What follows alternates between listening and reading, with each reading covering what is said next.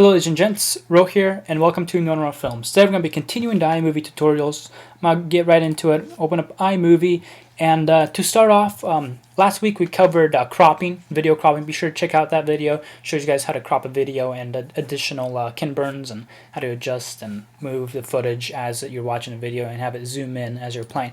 But let's go on to this video. Today we're going to be covering volume. No, not volume. We're going to be covering stabilization, not volume. And first, to start off, I'm actually going to zoom in my clip since we only got such a small project we're working on. I'm going to delete my picture-in-picture, and I also have a tutorial on that if you don't know how I did the picture-in-picture. But here we are now. We have one clip, and I lowered the volume already on it, and we have one clip here we're going to work on. I'm going to select the clip, and we're going to go straight. We were previously in cropping, so we're going to go straight into stabilization. And to start off, it's going to be right here, stabilize shaky video. This is most basic how to stabilize a video is when you will click it and it will do this little processing thing. It will take maybe, it depends how big your clip is. Since my clip is such a 7.2 second clip, it's going to be really fast to process it and stabilize it. But then once it does process, you're going to get the default 33% stabilization. If you noticed, look at this screen right here. I'm going to show you guys what it does. As you notice, it does zoom in the video basically, right? Because when you're recording, when it shakes, it's most of the time it's the outsides of the videos that you see shaking. So the way this stabilization works, there's like 3 different kinds of stabilizing a video, and iMovie uses the zooming in type of one, where you increase it, meaning it's going to zoom in even more in order to reduce the shakiness out of the outside. Now, what I honestly recommend, you don't use this stabilize feature.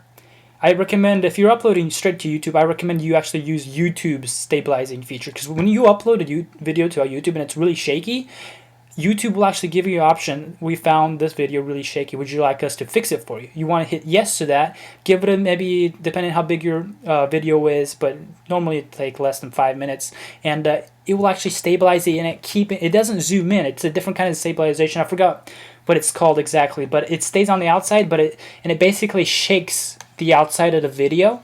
It shakes it instead of zooming in like this does here, like this zooms in.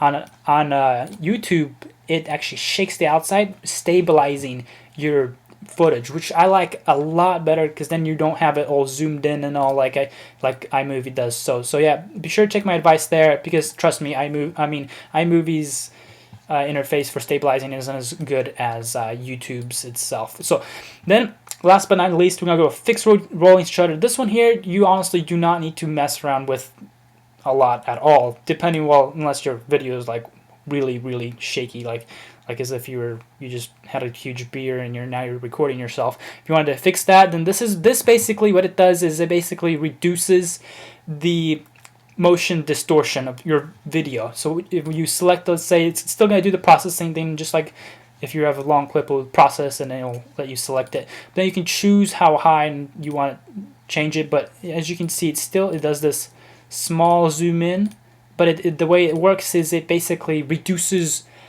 the quality. It increases the quality of video when it shakes a lot, basically. Let's just say you don't really need to worry about this fixed rolling shutter, because you'll most never have to fix the rolling shutter. So main one we probably work on is the stabilized shaky video. Other than that, you guys, that's it for stabilization. Hope you guys enjoyed this video. Be sure to leave a comment below what I should cover next, or if you have any questions regarding iMovie 10.0. Thank you guys for watching. Catch you guys next tutorial. Later.